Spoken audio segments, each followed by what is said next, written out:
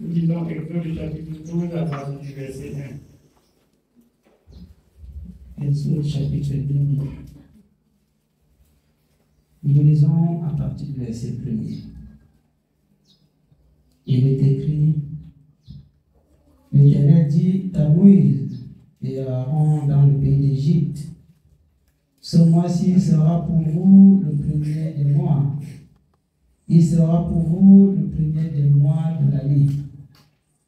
Parlez à toute l'assemblée d'Israël et dites: Le 10e jour de ce mois, on prendra un agneau pour chaque famille, un agneau pour chaque maison. Si la maison est trop peu nombreuse pour un agneau, on le prendra avec son plus proche voisin, selon le nombre des personnes. Amen. Oui, nous allons aller tout doucement, et tirer quelques enseignements selon ce que le Seigneur va nous donner, peut-être dans plusieurs passages. Donc nous voyons, ça c'est quand le Seigneur a institué la Pâque, quand les enfants d'Israël étaient encore en Égypte. La Pâque, selon la loi, selon l'ancienne alliance. Et le Seigneur avait recommandé qu'ils doivent faire ça à perpétuité. Ils doivent continuer de le faire. Bon, nous lisons ça pour comprendre comment la Pâque se faisait et comment est-ce que la Pâque devrait se faire aujourd'hui où nous sommes. Parce que nous voyons beaucoup de religieux, par exemple, veulent faire la Pâque comme ça se faisait dans l'Ancienne Alliance. Mais oubliant que Jésus-Christ est venu faire la chose autrement, montrer comment il faut faire la chose d'une autre manière. Sans manquer de célébrer la Pâque. On célèbre toujours la Pâque, mais selon que Jésus-Christ nous l'a recommandé. Si nous ne connaissons pas ça avec une exactitude, nous allons nous mêler avec le monde, avec les religieux dans ce qu'ils font, et croire que c'est selon Dieu. Donc nous allons continuer, on va aller doucement. Vous compterez pour cet agneau d'après ce que chacun peut manger. Ce sera un agneau sans défaut, mâle, âgé d'1 an. Vous pourrez prendre un agneau ou un chevreau. Vous le garderez jusqu'au 14e jour de ce mois. Et toute l'assemblée d'Israël l'immolera entre les 2 soirs. On prendra de son sang et on en mettra sur les 2 poteaux et sur le linteau de la porte des maisons où l'on le mangera. Amen. Donc voilà le début de la Pâque et qui dit que tout se fait comme ça. Le Seigneur va jusqu'à dire, quand ton enfant te posera la question de savoir qu'est-ce que signifie ceci, il va dire, c'est ce que le Seigneur nous avait recommandé quand nous étions en Égypte, afin que nous puissions sortir de là. Bon, pour ceux qui veulent célébrer la Pâque, comme ça se faisait dans l'Ancienne Alliance, avec toutes ces choses, est-ce qu'ils peuvent le faire? Le Seigneur dit dans le livre de Galates que si quelqu'un veut vivre selon la loi, il n'a qu'à mettre en pratique toute la loi, sans rien laisser. Alors il est impossible pour un homme, qui que ce soit, aujourd'hui, de mettre toute la loi en pratique. Même pas la moitié de la loi, même pas le tiers. Même pas une loi, personne ne peut mettre en pratique. Nous savons, même pas une loi, personne ne peut mettre en pratique. Parce que la chose qui était en place, qui faisait en sorte qu'on devait pratiquer la loi, n'existe plus. Le temple, l'arche de l'alliance de l'Éternel, Tout ce qui est des lévites, des sacrificateurs et tout ça, il y a plein de choses qui ne sont plus en place. Ce qui fait que même une loi, une seule loi, personne ne peut mettre en pratique. Nous parlons de la loi des ordonnances, parce qu'il y a la loi de la foi. Amen. Oui, nous ne devons pas oublier ça. Il y a la loi de la foi, et qui est bien expliquée dans la parole de Dieu. Alors, pour faire la Pâque, il fallait tuer les animaux. Il fallait observer un grand nombre de choses. Et les observer dans le moindre détail. On dit que vous devez immoler l'animal entre les 2 soirs. Il faut bien comprendre ça, pour le faire. Amen. Entre les 2 soirs, si tu immoles le matin, ce n'est pas ça. Il faut bien comprendre. Nous ne pouvons pas célébrer la Pâque selon la loi, selon que le Seigneur a dit anciennement. Nous continuons la lecture. Nous continuons le verset 8. Cette même nuit, on en mangera la chair au feu. On la mangera avec des pains sans levain et des herbes amères. Vous ne le mangerez point à demi cuit et bouilli dans de l'eau. Amen. Qui fait la Pâque aujourd'hui en rôtissant l'animal au feu et en mangeant avec des herbes amères? Qui fait ça? Personne ne fait ça. Personne ne peut le faire. Parce que nous devons comprendre, si on va entrer dans la lecture, nous allons beaucoup lire beaucoup de passages, sinon il y a des choses que je vais dire comme ça. Pour immoler plein d'animal, ce n'était pas n'importe où. C'est-à-dire quand les enfants d'Israël sont sortis déjà de l'Égypte là, parce qu'en Égypte, chacun devait immoler dans sa maison. Parce que le temple n'existait pas. L'arche de l'Alliance de l'Éternel n'existait pas. N'existait pas encore. Chacun devait immoler dans sa maison. Et comme le Seigneur devait passer dans la nuit et frapper tous les premiers-nés d'Égypte, il devait prendre le sang de l'animal et oindre sur le linteau et sur les 2 poteaux de la maison. Afin que quand l'Éternel va passer, il va voir du sang. Et il ne va pas permettre aux destructeurs d'entrer dans la maison pour détruire les premiers-nés. Voilà pourquoi il fallait mettre le sang. Chacun devait immoler dans sa maison. Et cette nuit-là, on dit, personne ne doit sortir dans la nuit. C'est-à-dire, si tu sors dans la nuit et que l'Éternel passe à cette heure-là, tu seras frappé. Tu ne vas pas sortir. Il faut laisser pour que le sang de l'agneau te protège. Il montre que tu es d'Israël. Que tu es dans la maison des enfants d'Israël et le destructeur ne passe pas vers toi. Amen. Il fallait bien rester dans la maison. Nous allons continuer encore. Nous continuons au verset 9. Vous ne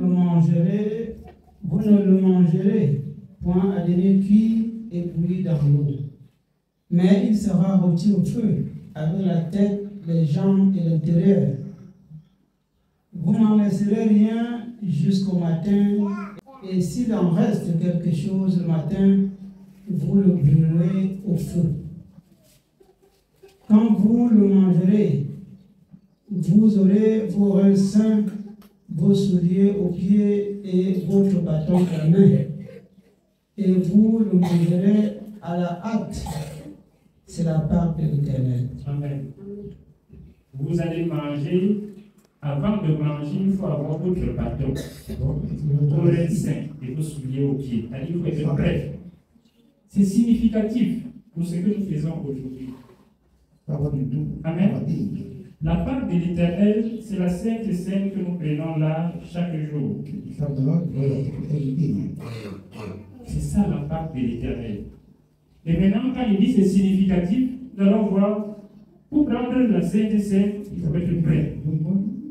Amen. Il faut être prêt à partir. Prêt à partir.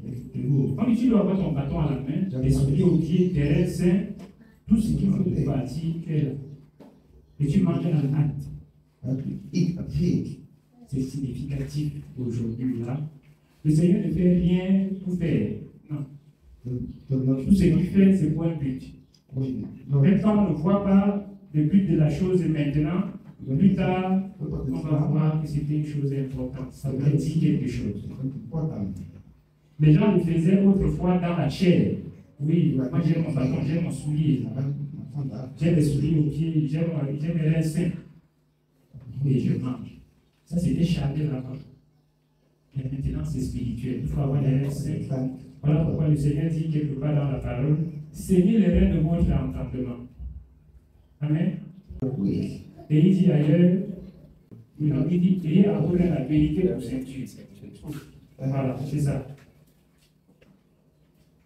Nous voyons qu'au fur et à mesure que le temps passe, autrefois la ceinture était charnelle, il fallait le faire comme ça, avoir ses souliers, avoir son bâton. N'est-ce pas? Et maintenant, ce n'est plus le bâton là.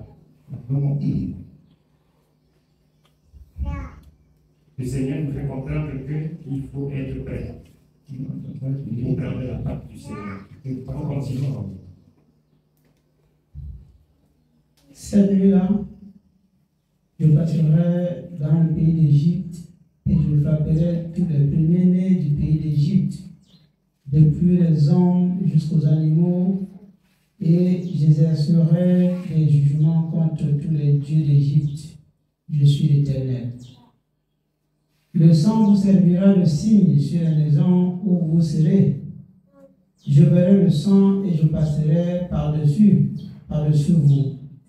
Et il n'y aura point de plaie qui vous détruise quand je frapperai le pays d'Égypte. Vous conserverez le souvenir de ce jour et vous le célébrerez par une fête à l'honneur de l'Éternel. Vous le célébrerez comme une loi perpétuelle pour vos descendants. Pendant 7 jours, vous mangerez des pains sans levain dès le premier jour. Il n'y aura plus de levain dans vos maisons, car toute personne qui mangera du pain levé du premier jour au 7e jour sera retranché d'Israël. Amen. Voilà, le Seigneur nous dit quelque part que le premier jour, le 14e jour du premier mois, il y aura une sainte convocation. C'est-à-dire une convocation solennelle où on réunit tout le monde. Là où dans le lieu où le Seigneur a choisi pour y faire résider son nom. Et on va faire telle chose, telle chose. Et à partir de ce jour-là, personne ne doit manger du pain levé. C'est-à-dire du pain avec la levure. Personne. À partir du premier jour jusqu'au 7e jour, si tu manges le pain qui contient de la levure, tu seras retranché du milieu de ton corps. C'est-à-dire que tu seras dévoué par interdit. Retranché, on te met à mort. Et on ne doit pas trouver de la levure chez toi. Dans tous les parties de ton pays, on ne va pas trouver la levure. Le levain, c'est ça. Le levain, c'est la levure. On ne doit pas trouver. Alors, ici, maintenant, c'est pour ça qu'il disait que tout ce que le Seigneur dit et fait, c'est significatif. Le levain pour nous, maintenant, là, ce n'est plus la levure, là. Oui, c'est le péché, c'est l'iniquité, c'est ça le levain pour nous maintenant. Autrefois, c'était charnel, oui. Mais le levain pour nous, voilà pourquoi le Seigneur dit dans 1 Corinthiens que ne savez-vous pas qu'un peu de levain fait lever toute la pâte? Un peu comme ça, fait compliqué.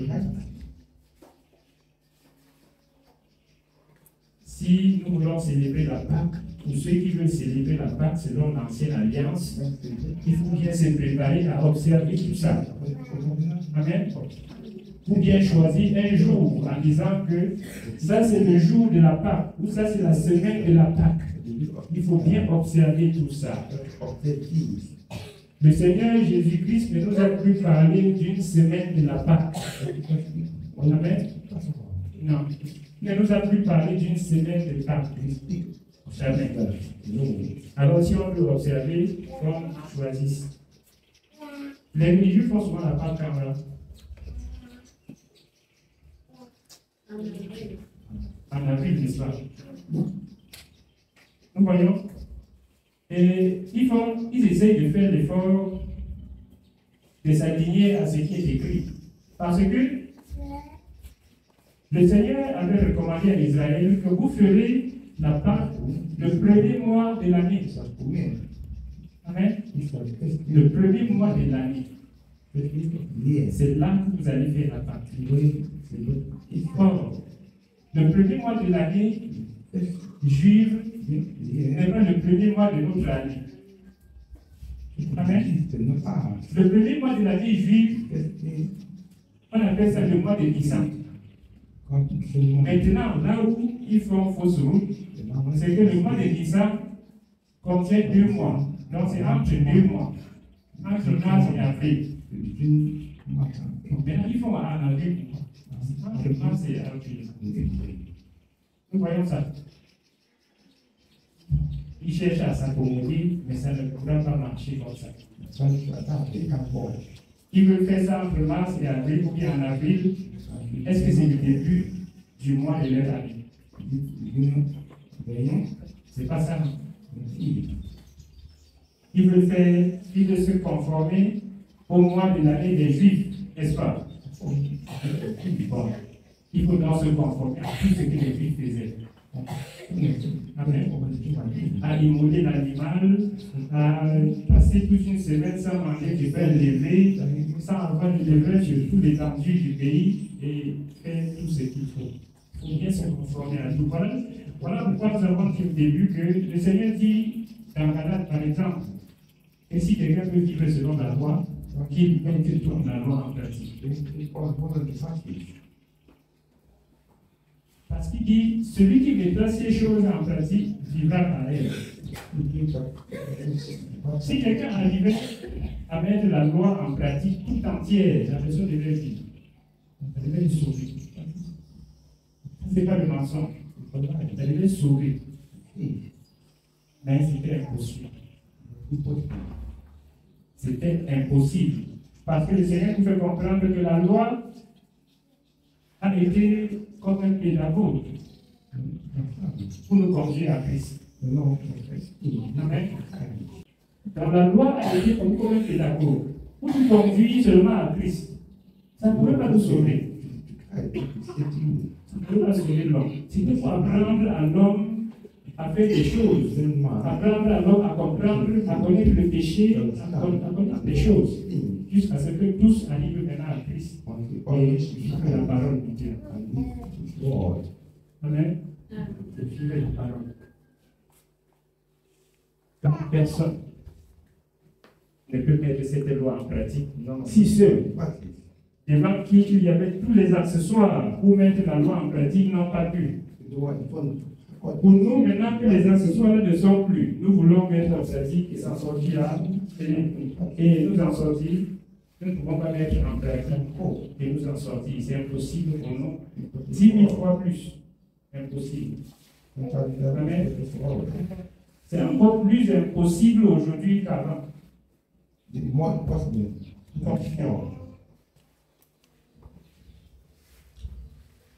Nous continuons au verset 16. Le premier jour, vous aurez une sainte convocation. Et le 7e jour, vous aurez une sainte convocation. On ne fera aucun travail ces jours-là. Vous pourrez seulement préparer la nourriture dans chaque personne. Vous pouvez seulement préparer la nourriture de chaque personne. Vous observerez la fête des pains sans levain, car c'est en ce jour même que j'aurai fait sortir vos armées du pays d'Égypte.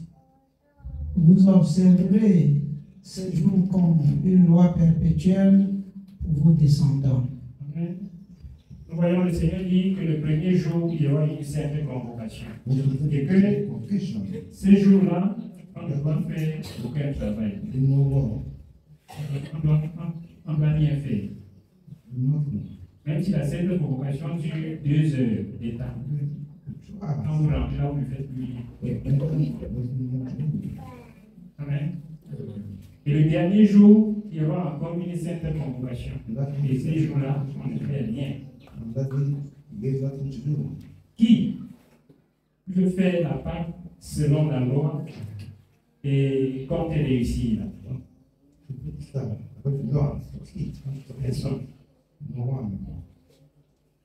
Personne ne peut le faire. Donc quand nous voyons certaines personnes le faire, sachant bien de quoi il s'agit, vous n'avez pas ajouté foi à ça. Vous n'avez pas ajouté foi. Vous n'avez pas commencé à se poser des questions. Pourquoi nous ne faisons pas aussi ça? Que nous comprenions tout simplement que le Seigneur a dit dans Timothée qu'il viendra un temps où les hommes ne supporteront pas la saine doctrine. Mais il y a la démangeaison d'entendre des choses agréables qui se donneront une foule de docteurs selon leur propre désir et détourneront l'oreille de la vérité et se tourneront vers les femmes. Ils vont détourner leur oreille de la vérité, ils vont se tourner vers les femmes. Alors, ce temps est déjà là. Quand nous lisons encore, il viendra un temps, nous pensons que c'est à venir. N'est-ce pas? C'est temps est là. Les autres ne supportent pas la saine doctrine. Nous continuons. Pendant 7 jours, il ne se trouvera point de levain dans vos maisons, car toute personne qui mangera du pain levé sera retranchée de la famille d'Israël, que ce soit un étranger ou un indigène. Vous ne mangerez point de pain levé dans toutes vos demeures. Vous mangerez des pains sans levain. Moïse appela tous les anciens d'Israël et leur dit: allez prendre du bétail pour vos familles et immoler la Pâque. Vous prendrez ensuite un bouquet d'hysope. Vous le tremperez dans le sang qui sera dans le bassin et vous toucherez le linteau et les 2 poteaux de la porte avec le sang qui sera dans le bassin. Nul de vous ne sortira de sa maison jusqu'au matin. Quand l'Éternel passera pour frapper l'Égypte, il verra le sang sur le linteau et sur les 2 poteaux. Et sur les 2 poteaux, l'Éternel passera par-dessus la porte et il ne permettra pas aux destructeurs d'entrer dans vos maisons pour frapper. Vous observerez cela comme une loi pour vous et pour vos enfants à perpétuité. Quand vous serez entrés dans le pays que l'Éternel vous donnera, selon sa promesse, vous observerez cet usage sacré. Et lorsque vos enfants vous diront que signifie pour vous cet usage, vous répondrez: c'est le sacrifice de Pâques en l'honneur de l'Éternel qui a passé par-dessus les maisons des enfants d'Israël en Égypte lorsqu'il frappa l'Égypte et qu'il sauva nos maisons. Le peuple s'inclina et se prosterna, et les enfants d'Israël s'en allèrent et firent ce que l'Éternel avait ordonné à Moïse et à Aaron. Ils firent ainsi. Amen. Donc, nous voyons, la Pâque, c'est une chose sacrée. Amen. Il dit qu'on doit respecter ça à perpétuité. C'est une chose sacrée. Alors, le Seigneur n'a pas appelé la Pâque. Amen. Mais la façon de célébrer la Pâque a changé. Parce qu'il y a un changement de loi, parce qu'il y a un changement de sacerdoce, il y a nécessairement aussi un changement de loi, un changement d'ordonnance. Il y a une autre façon de faire. La Pâque, c'est une chose sacrée. Retenons ça. Allons voir dans 1 Corinthiens chapitre 5 à partir du verset 6. 1 Corinthiens chapitre 5, nous lisons à partir du verset 6. C'est bien à tort que vous vous glorifiez. Ne savez-vous pas qu'un peu de levain fait lever toute la pâte? Faites donc disparaître le vieux levain, afin que vous soyez une pâte nouvelle, puisque vous êtes sans levain, car Christ, votre Pâque, a été immolé. Célébrons donc la fête non avec du vieux levain, non avec un levain de malice et de méchanceté, mais avec le pain sans levain de la pureté et de la vérité. Amen. Nous voyons au verset 7, le Seigneur dit, faites disparaître donc le vieux levain, puisque vous êtes une pâte nouvelle. Puisqu'on est une pâte nouvelle, ne permettons pas que le levain entre encore. Pourquoi? Parce que Christ, notre Pâque, là, a déjà été immolé. Christ est notre Pâque. Christ est notre Pâque. Nous voyons que le Seigneur n'a pas annulé la Pâque. Amen. Mais notre Pâque, ce n'est plus des animaux avec des pains sans levain et des herbes amères. Et le sang qu'on va mettre sur le poteau, il est bientôt de la porte. Amen. Notre Pâque, c'est Christ. Parce qu'en lui, il y a tout ça. Nous savons pourquoi. Parce que le Seigneur dit dans la parole que vous avez tout pleinement en lui. Amen. Vous avez tout pleinement en lui. On ne sort pas du Seigneur pour chercher quelque chose ailleurs. Si on veut le pain sans levain, c'est en lui. Le sang qui est loin sur le poteau, c'est en lui. Amen. C'est en lui. Si on veut des herbes amères, c'est en lui. Tout ce qu'on peut vouloir pour la Pâque, c'est en Christ. Nous voyons que le Seigneur dit clairement ici, Christ, notre Pâque, a été immolé.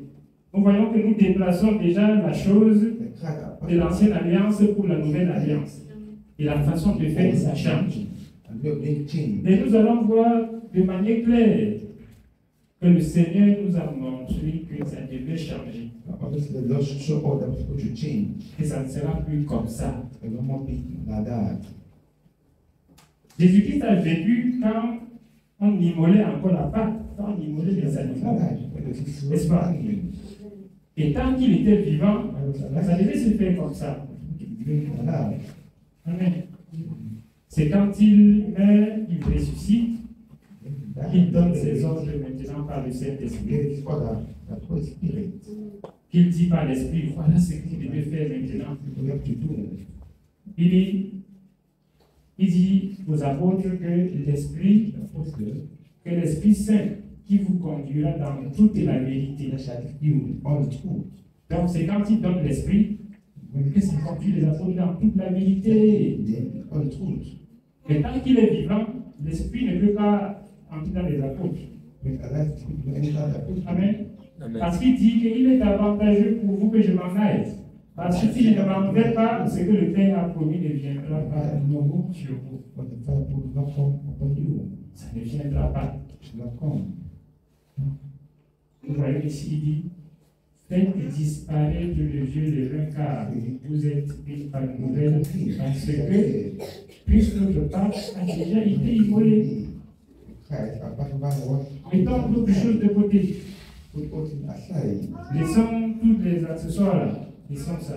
Christ. Concentrons-nous sur Christ. Il dit, célébrons donc la fête.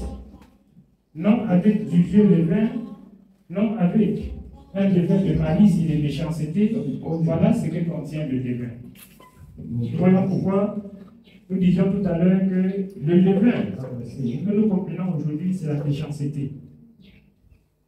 C'est le mal, c'est le péché. C'est l'iniquité. Le levain. C'est de voir la fête des pains sans levain, non plus avec du vieux levain, non pas avec la méchanceté. Venons à Christ en appelant ces choses. Mais avec des pains sans levain, de la pureté et de la vérité. Voilà ce avec quoi nous devons célébrer la fête. Avec la pureté et avec la vérité. Afin que toutes choses pour nous soient accomplies. Amen. Nous allons lire encore dans Luc chapitre 22. Nous allons commencer au verset 7. Luc chapitre 22. Nous commençons au verset 7. Le jour des pains sans levain, où l'on devait immoler la Pâque, arriva. Et Jésus envoya Pierre et Jean en disant: allez nous préparer la Pâque afin que nous la mangions. Il lui dit: où veux-tu que nous la préparions? Et il répondit: voici, quand vous serez entrés dans la ville, vous rencontrerez un homme portant une cruche d'eau. Suivez-le dans la maison où il rentrera. Et vous direz au maître de la maison: le maître te dit, où est le lieu où je mangerai la Pâque avec mes disciples? Et il vous montrera une grande chambre haute meublée. C'est là que vous préparerez la Pâque. Ils partirent et trouvèrent les choses comme il leur avait dit. Amen. Et ils préparèrent la Pâque. Amen. En effet, le Seigneur est comme ça. Il n'a pas besoin de se présenter pour que la chose s'accomplisse. Il dit: allez, vous allez voir telle personne, faites ceci, dites ceci. Ils disent, et la personne dit: voilà la place. Le maître c'est qui? Allez et dites au maître de la maison que le maître a dit. Lui, le maître de la maison, il pouvait penser que c'est le maître de notre maison qui a dit. Non, il entend le maître a dit. Il dit: voilà une grande chambre. C'est là pour planifier. Ce n'était pas son frère. Amen. Mais le Seigneur est comme ça. Quand il ordonne une chose, elle s'accomplit. Il veut une chose, la chose s'établit comme il veut. Il ne tape pas les mains. Mais non. Le Seigneur ne doutait de rien. Ce sont les disciples qui s'inquiètent. Lui, il ne s'inquiète de rien du tout. Voilà pourquoi il nous exhorte en disant: ne vous inquiétez de rien. Mais en toute chose, faites connaître vos besoins à Dieu. Lui ne s'inquiétait de rien. Nous comprenons le Seigneur, Jésus-Christ, c'est le Dieu Tout-Puissant. Allez à un tel endroit, vous allez voir un homme portant une bûche d'eau. Il est ici avec nous. Il n'est pas là-bas. Mais il sait qu'avant que vous n'arrivez, l'homme portant la bûche d'eau sera là. Nous allons continuer pour comprendre comment le Seigneur lui-même a célébré la Pâque.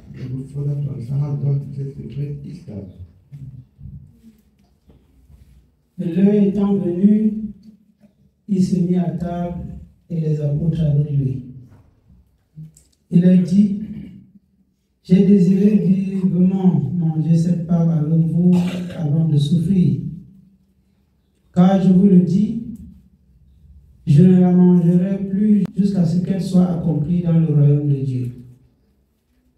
Et ayant pris une coupe et rendu grâce, il dit: prenez cette coupe et distribuez-la entre vous.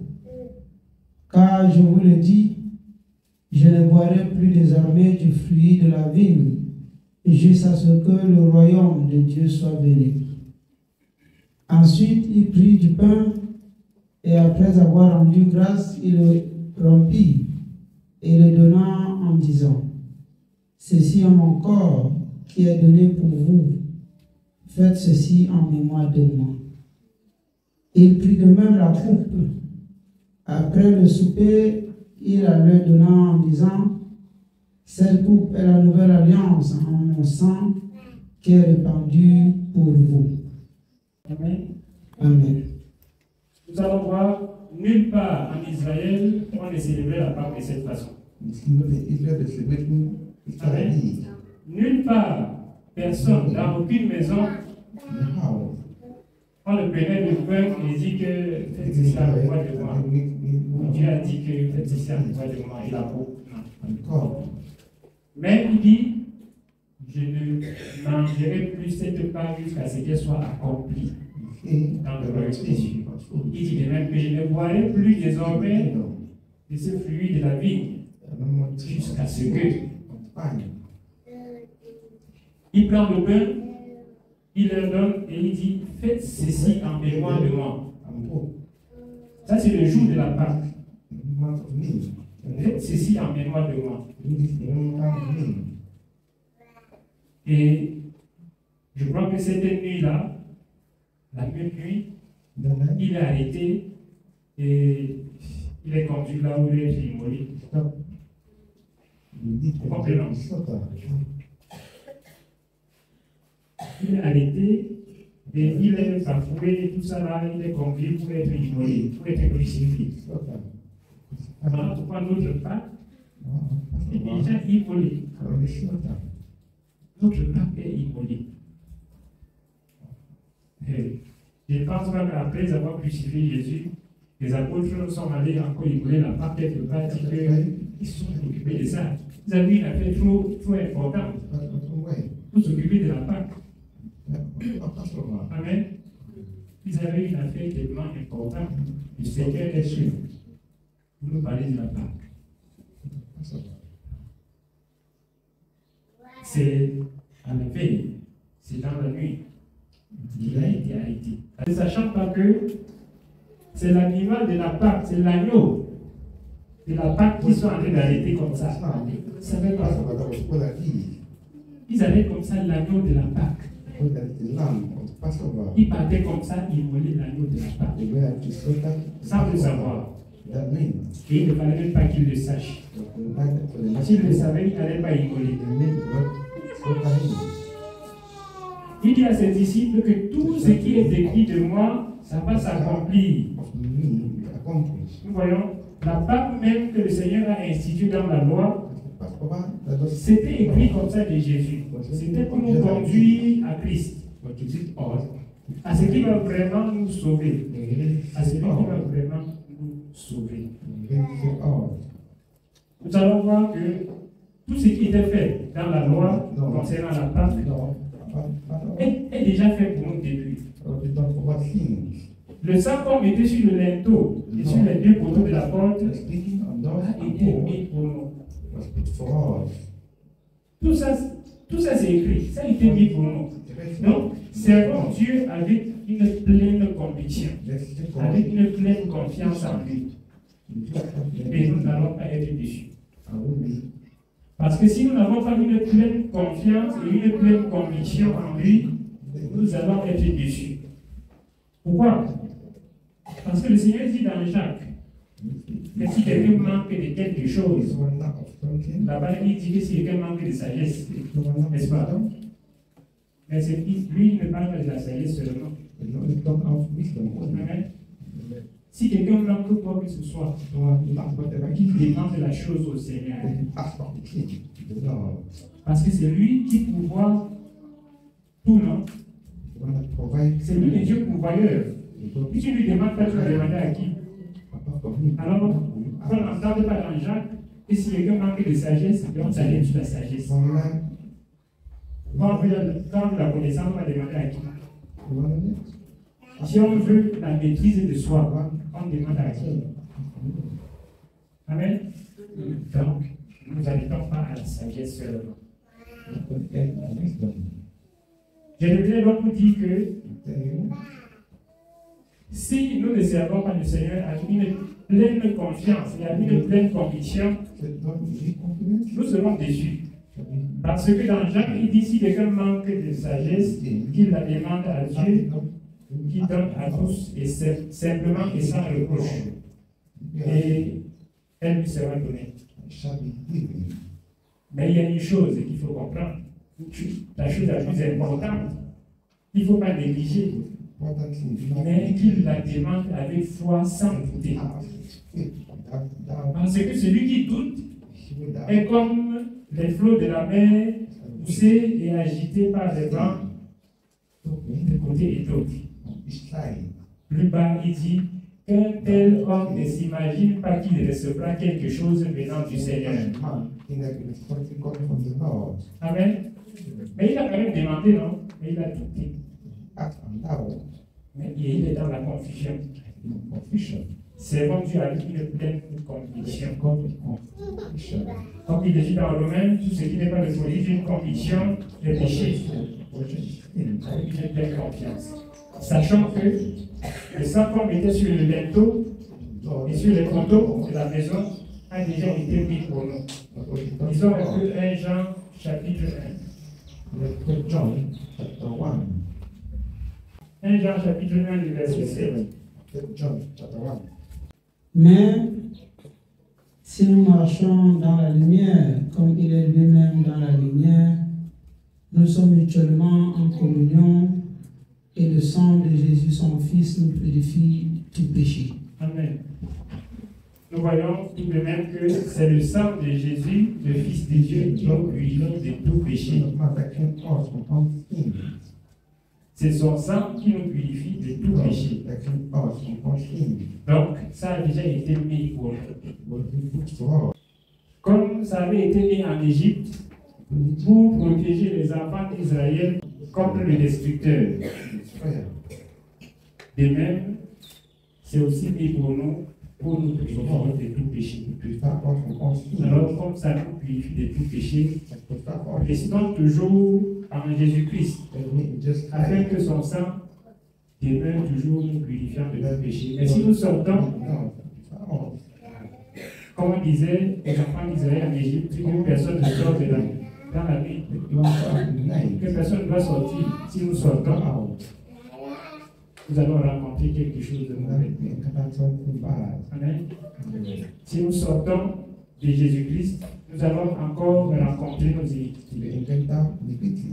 Et en ce moment-là, ça sera compliqué pour nous de retourner. Amen. Parce que, figurons-nous, quand vous arrêtez la gazelle, comme le Seigneur dit, il dit quoi exactement? Il dit, dégage-toi comme la gazelle dans la main du chasseur et comme l'oiseau dans la main de l'oiseleur. Amen. Mais imagine que si tu as arrêté la gazelle une fois, la gazelle s'est échappée et que tu l'arrêtes encore une prochaine fois, mais tu vas prendre beaucoup de mesures. Tu vas prendre des mesures graves. Fais même ce qu'il ne faut pas faire sur la gazelle pour qu'elle ne s'échappe plus. Tu vas même mettre la gazelle dans la cage en inox. Pourtant, si c'est même en bois, elle ne va pas s'échapper. Mais tu vas lier la gazelle avec des grosses chaînes. Nous voyons, si nous sortons de Jésus-Christ et que nous entrons encore en contact avec nos péchés, nos iniquités, il sera compliqué pour nous de se délier de ça et de retourner en Jésus-Christ. Comprenons. Nous avons échappé une fois des mains de l'ennemi et nous revenons encore après ces mains. Il va prendre toutes les mesures contre nous. Nous comprenons. Il va prendre toutes les mesures, il va faire même ce qu'on ne fait pas à quelqu'un contre nous. Et nous allons comprendre que oui, il me met une chaîne de 150 kg, pourtant, c'est une chaîne de 2 kg, il ne peut pas couper. L'ennemi va nous mettre une chaîne de 150 kg comme ça là. Alors, nous allons nous poser la question, comme il me met une telle chaîne, pourtant si c'est une chaîne de 2 kg, il ne peut pas couper. Il est prudent seulement. Il ne peut plus qu'il échappe encore de ses mains. Nous voyons pourquoi il est important pour nous d'être dans le Seigneur et d'y demeurer jusqu'à la fin. Nous voyons. Voilà pourquoi le Seigneur dit, celui qui persévérera jusqu'à la fin sera sauvé. Parce que lui-même dit que si on ne persévère pas jusqu'à la fin, si on persévère jusqu'à un niveau, on quitte, il sera difficile de revenir. C'est très compliqué de revenir. Il sera même impossible. Le Seigneur le dit même, hein, dans Hébreu. Il le dit même. Que car il est impossible à ceux qui ont été éclairés, qui ont goûté aux dons spirituels, qui ont mangé ceci, qui ont fait, qui connaissent tout ce qui et qui sont encore, qui soient acceptés encore et renouvelés à la repentance. Donc, c'est pas on disait ça.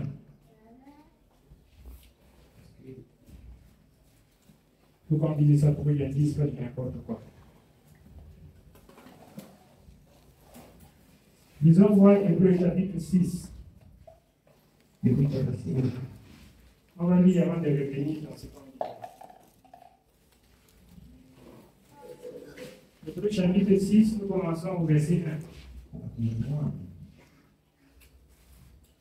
C'est pourquoi, laissant les éléments de la parole de Christ, tendant à ce qui est parfait, sans poser de nouveau le fondement du renoncement aux œuvres mortes, de la foi en Dieu, de la doctrine des baptêmes, de l'imposition des mains, de la résurrection des morts et du jugement éternel. C'est ce que nous ferons si Dieu le permet. Car il est impossible que ceux qui ont été une fois éclairés, qui ont goûté le don céleste, qui ont eu part au Saint-Esprit, qui ont goûté la bonne parole de Dieu et les puissances du siècle à venir, et qui sont tombés, soient encore renouvelés et amenés à la repentance, puisqu'ils crucifient pour leur part le Fils de Dieu et l'exposent à l'ignominie. Amen. Nous comprenons le Seigneur dit ici qu'il est impossible. Amen. Pour ceux qui ont été une fois éclairés, qui ont goûté le don céleste, qui ont fait ceci, qui ont fait cela, et qui sont sortis, qui sont encore amenés à être renouvelés à la repentance. Parce qu'ils crucifient pour leur part le Fils de Dieu et l'exposent à l'ignominie. Voilà pourquoi il est important pour nous de persévérer toujours jusqu'à la fin. De persévérer jusqu'à la fin. C'est une parenthèse. Tout à l'heure, on est venu dans ce qu'on disait tout à l'heure. Nous continuons un peu ici.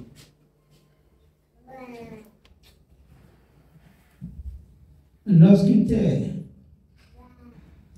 est abreuvée par la pluie qui tombe souvent sur elle et qu'elle produit une herbe utile à ceux à ceux pour qui elle est cultivée, elle participe à la bénédiction de Dieu. Mais si elle produit des épines et des chardons, elle est éprouvée et près d'être maudite, et on finit par y mettre le feu. Amen. Si une terre est abreuvée par la pluie qui tombe souvent sur elle, c'est une parabole. Ça, c'est une parabole qui ne parle pas de la terre, mais ça parle des hommes. Amen. Ça parle des hommes.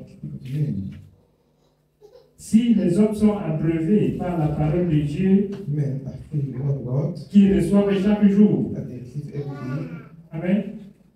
Donc il ne s'agit pas ici de la terre, c'est une parabole qui ne parle pas de la terre, mais en nous prenant cette parabole, nous devons comprendre qu'il parle des hommes. La pluie tombe souvent sur elle. Pourquoi? Pour qu'elle produise de la nourriture utile à ceux qui cultivent. Mais elle produit plutôt des épines. Mais qu'est-ce qu'on va faire des épines? On va plutôt lier ça, détruire ça et mettre le feu. Et abandonner même le champ. Parce que le champ là, quand on cultive ça, après ce sont les épines qu'on va sortir. Amen. abandonner le champ. Mais si un produit de l'air utile, c'est une bonne chose. On va entretenir. Mais quand c'est les épines, on finit toujours par y mettre le feu. On finit toujours par abandonner. Donc, finissons au verset 9. Quoique nous parlions ainsi, bien-aimés, nous attendons pour ce qui vous concerne des choses meilleures et favorables au salut.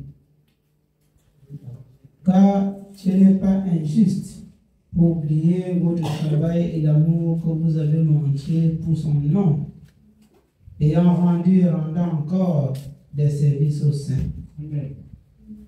Il dit, pour ce qui vous concerne, les bien-aimés, nous attendons de votre part des choses meilleures et favorables au salut.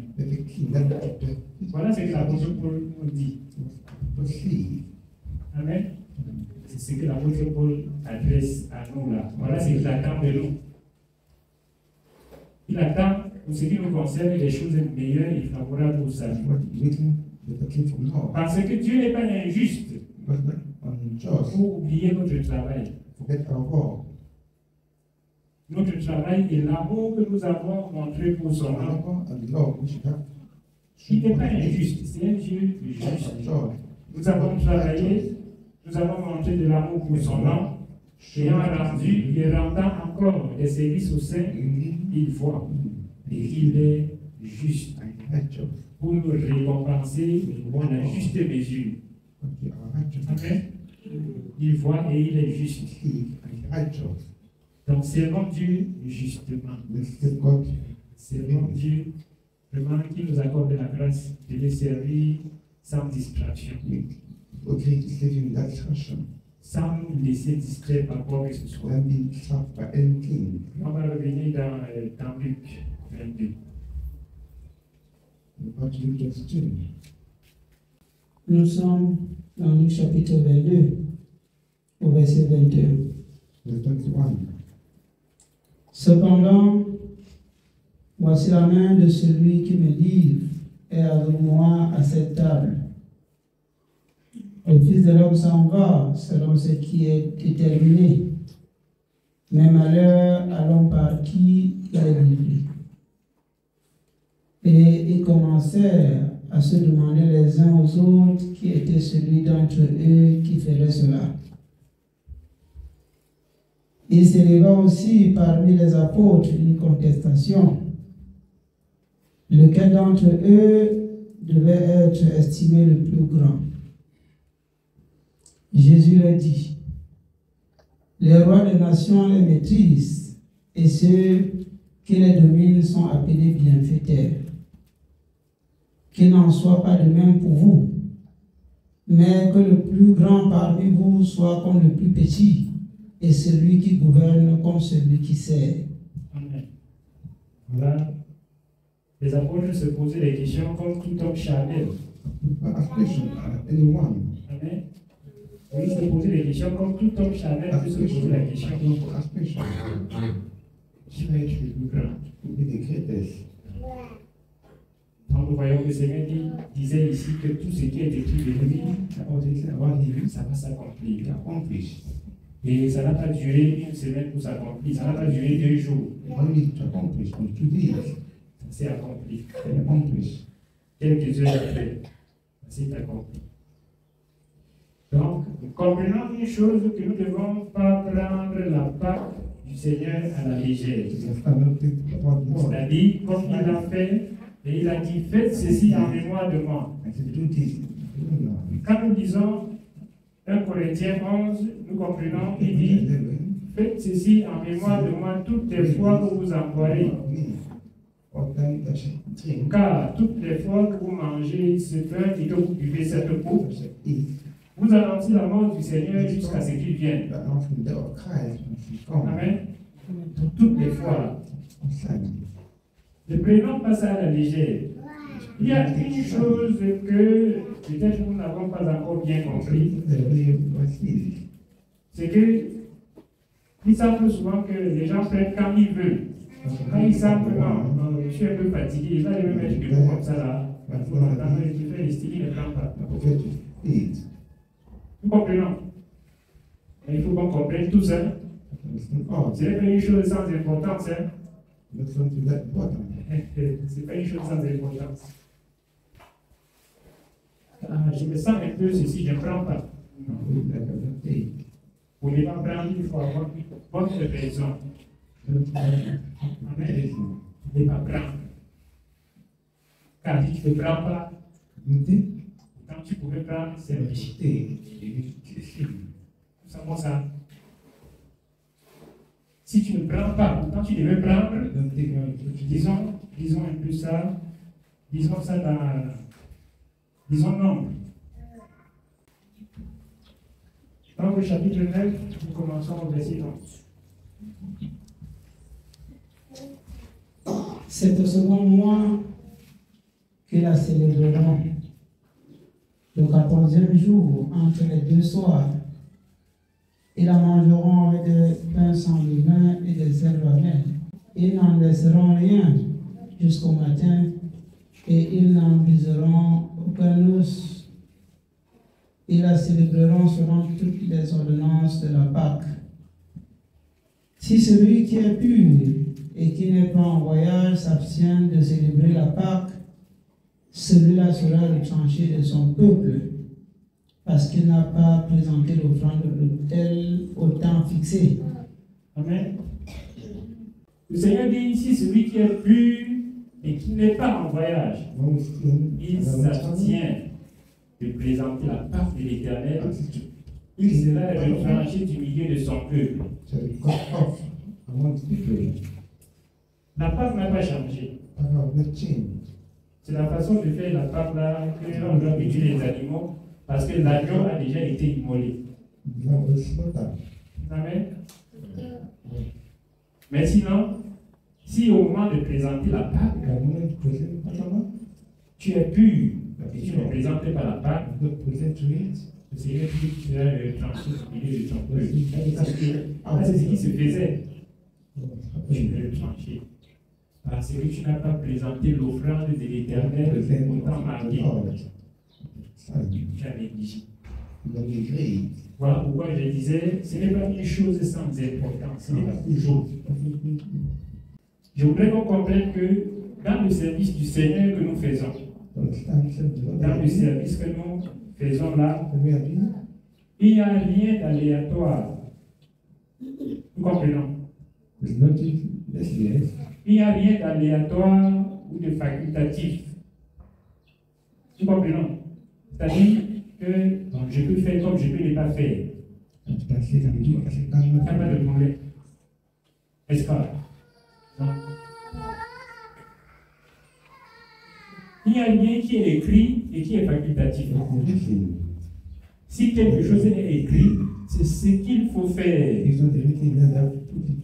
n'y a pas d'autre mesure. Et quand on a commencé à faire ce qui est écrit, ce n'est pas aléatoire. Parfois on peut faire comme ça, parfois on peut ne pas faire, ou parfois on peut faire autrement. Non. Il faut être constant. Le Seigneur fait la constance dans toutes choses. Voilà pourquoi dans Jacques, comme nous disions tout à l'heure, que c'est un homme qui est résolu, inconstant dans toutes ses voies. Amen. Le Seigneur veut que nous soyons constants dans toutes nos voies. La constance. Jusqu'à ce qu'on doit s'efforcer pour se conserver pur, afin d'assister toujours à la table du Seigneur. Amen. Oui, c'est quelque chose de terrible. C'est quelque chose que le Seigneur, c'est une possibilité que le Seigneur nous donne. Mais parfois, nous ne comprenons pas ça. Il veut qu'on se présente à sa table pure. Pourquoi? Parce qu'il veut que constamment, nous nous efforçons de garder notre être tout entier pur. Afin que, au moment d'assister à sa table, que nous soyons aussi là. Nous comprenons la chose. Voilà. Mais on ne doit pas manquer d'assister à la table du Seigneur et c'est une chose légère. Je ne fais pas aujourd'hui. Il est choisi, mais il n'est pas fait. Est-ce que c'est les instituts maintenant? Est-ce qu'on peut choisir si on peut faire les services de Dieu ou pas? Quand on a dit accepter, il fait. Quand on a accepté, est-ce qu'on a encore le choix? Amen. C'est-à-dire, si j'ai accepté à ma soeur, ok, je te rends ce service. Si j'ai accepté, est-ce qu'il y a encore le choix? Le choix. Ce que j'ai à faire, c'est de rendre le service. C'est quand il y a accepté servir le Seigneur, on n'a plus le choix. Le choix du Seigneur, c'est notre choix. Oui. Notre choix s'accommode au choix du Seigneur. Sinon, ce n'est pas lui qu'on sait. Donc, toutefois, si on ne se présente pas à la table du Seigneur, parce qu'on veut, alors qu'on n'est plus, alors qu'il n'y a rien qui nous empêche, c'est mauvais. Amen. C'est mauvais. Moi, c'est présent. Nous voyons pourquoi il disait, le Seigneur n'a pas même parlé du Seigneur. Parce qu'il dit ici, vous allez manger la pâte, vous allez manger l'animal, n'est-ce pas? Mais vous n'allez briser aucun os. Amen. Vous n'allez briser aucun os. Vous mangez sans briser l'os. Tu manges souvent complet, tu casses l'os.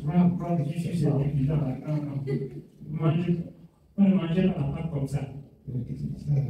Parce que nous voyons quand on a crucifié Jésus avec deux autres brigands, n'est-ce pas? À l'heure où, à une certaine heure, on a dit, allez les briser les gens.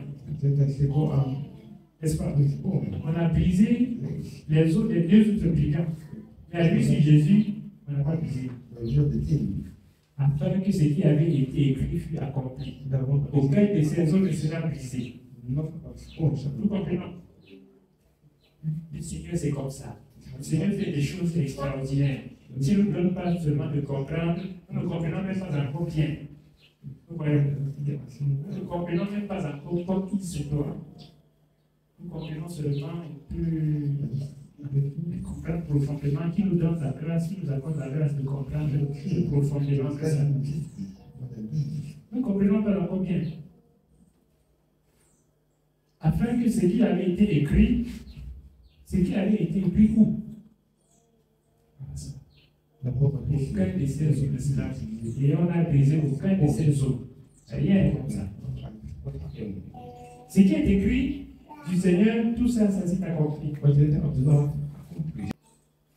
Là où les hommes ne voulaient pas accomplir, mais lui-même, il a dit que non, la chose s'accomplit. Nous allons voir dans Psaume.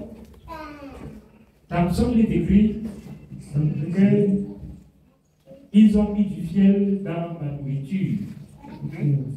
Et pour apaiser ma soif, ils m'ont donné du vinaigre à boire. Tout ça, c'est écrit du Seigneur. Donc, le jour où on a crucifié le Seigneur, on le crucifie,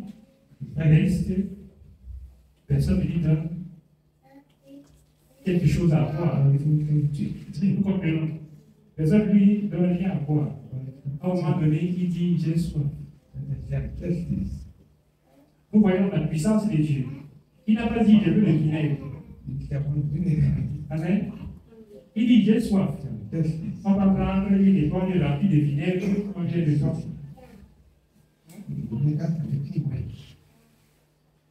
Quand il le goûtait, est-ce qu'il a pu? Il a goûté, il a senti que c'est le vinaigre, il dit que tout est accompli. Est-ce qu'il avait vraiment soif comme il dit non? Il fallait que cette parole s'accomplisse, tout simplement. Il m'a donné du vinaigre pour apaiser ma soif. Amen. Il fallait que cette parole s'accomplisse. C'est écrit, hein? Quand nous lisons dans le livre des Jean et dans le psaume 69, nous allons voir c'est ça comme ça. Tout ce qui est écrit de lui n'a pas parlé du Seigneur. Alors, si nous voulons vous présenter, il a dit, prenez et manger, ceci est mon corps. Amen. Ceci est mon corps. Et ceci est mon sang. Ça, c'est moi. Mangez ça et buvez mon sang. Mangez mon corps et buvez mon sang. C'est moi la part. Notre part a été immolée. Prenons ça comme ça et ne manquons jamais à la table du Seigneur quand nous sommes disposés à le faire. Amen. Quand nous sommes disposés à le faire, les hommes, ce n'est pas un jeu. Ce n'est pas une histoire de on peut manger comme je peux laisser ça manger.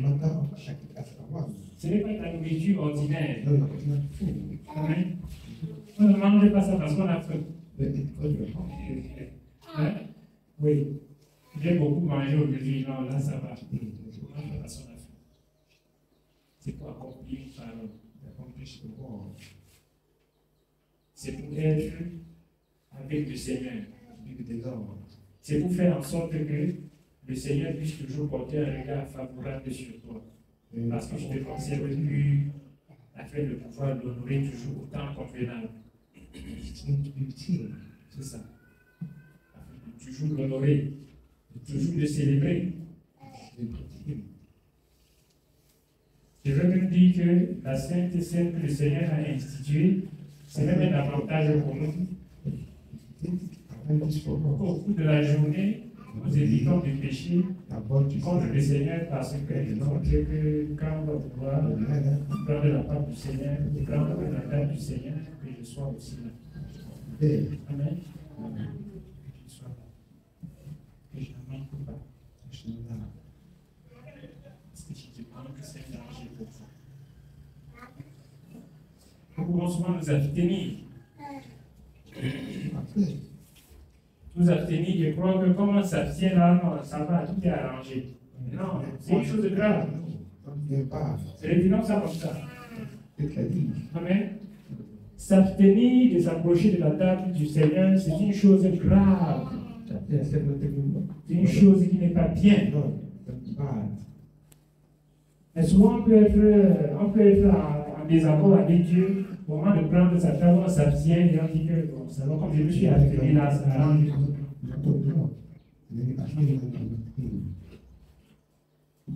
Faisons plutôt l'effort de ne pas nous abstenir. Abstenons là où il faut s'abstenir. Amen. Abstenons là où il faut s'abstenir. C'est-à-dire, faisons nos efforts. Comme le Seigneur le dit toujours, faites tous vos efforts pour joindre à votre foi tout ce qui est écrit là-bas. La piété, l'amour fraternel, la charité, tout ça. C'est une bonne chose. Amen. C'est ce qu'il faut qu'on fasse. Il faut qu'on fasse ça comme ça. Ça n'est pas assez long. Le Seigneur nous bénisse. Sauf s'il y a une question à propos de tout ce que j'ai dit. Ou quelque chose à corriger sur ce que j'ai dit. Parce que je suis comme vous, mais vous êtes comme moi. Voilà. Nous tous nous appelons. Amen. Pour une autre parole d'exhortation, nous allons écouter.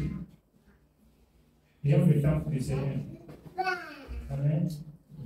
Si on était assis là pour regarder une série, c'est que personne ne dort. C'est ça, non? Si on regardait un bon film là, c'est que personne n'est fatigué. On entre au cinéma, on pourrait faire 3 heures de temps. On est toujours animé, on est toujours prêt à payer encore le prochain film pour voir. Mais quand ça concerne ce qui est pour notre salut, c'est comme ça. Amen. On dort. On est fatigué. Le Seigneur nous bénisse.